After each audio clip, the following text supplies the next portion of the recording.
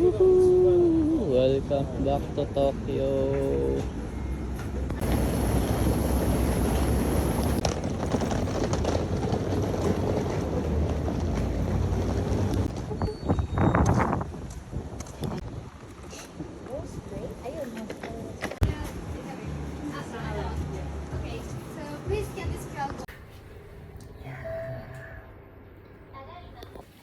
So that's it guys, papahinhin muna kami, then gala na ulit. So legit pala. Nakatawa dito guys kasi meron pa kaming table kung saan kami pwedeng mag-work at saka kumain, and nag-test ako ng internet speed nila sa phone ko. May dalawang wifi bar lang sa phone ko, pero yung download speed niya is 122 with an upload speed of 66. So I want you guys to know that if in case may plan din kayo na mag-work habang andito. Guys, isang malapit dito is yung laundry nila. Sabi dito, shower rooms and lounge can be used anytime. And guys, kasama na rin tong laundry. Tapos guys, ito yung mga amenities nila. Ito yung mga usually nasa lobby ng hotel rooms na pwede nyo kunin. And yung sa nila marami rin sila. Kompleto rin. Guys, ganun pala dito. The longer you stay, the less you pay. Yeah. Wow, guys. Ganito siya paglabas mo ng room.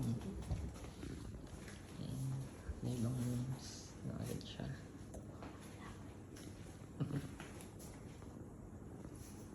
Ayan. Okay.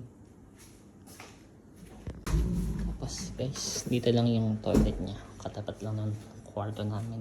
From here. Meron din dito. Ayan. Pero, toilets lang yung nandun sa mga floors. Nasa first floor lang yung yung shower room. Tapos, guys, from the 4th floor dun sa papuntang terrace nila, dito may view ko na agad ng Sky Tower, which is this one. Yan. From this hotel, may view ko na agad ng Tokyo Tower. Let's go! So guys, gagala na kami na para pakita ko lang sa inyo yung building mula sa labas. Ito siya guys, sa inyong hostel. Meron siyang kasa din na sign sa labas, sa kusa, in case you're looking for the building.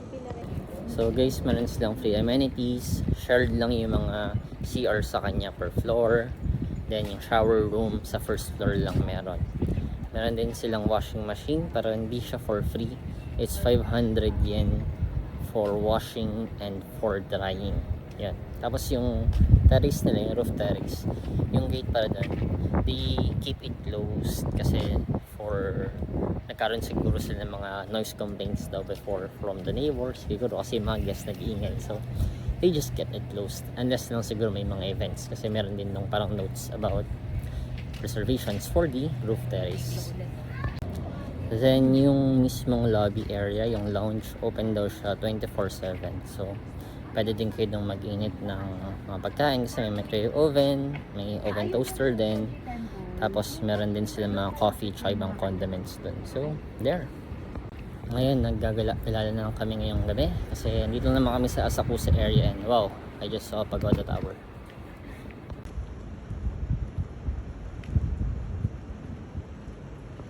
Yung restaurant lang nila ang hindi open 24/7, parang hapon lang siyang ng gabi. After nun, sudden siya, but you can still use naman yung lounge. And I think na-mention ko na rin kanina, internet nila mabilis, 122 download and 66 upload, which is very fast in my opinion, and wala akong connection issue so far. And wow, I just saw this. Malapit lang kasi kami din sa Tokyo Tower.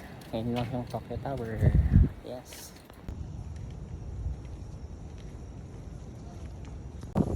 Hindi ako masyadong kaya.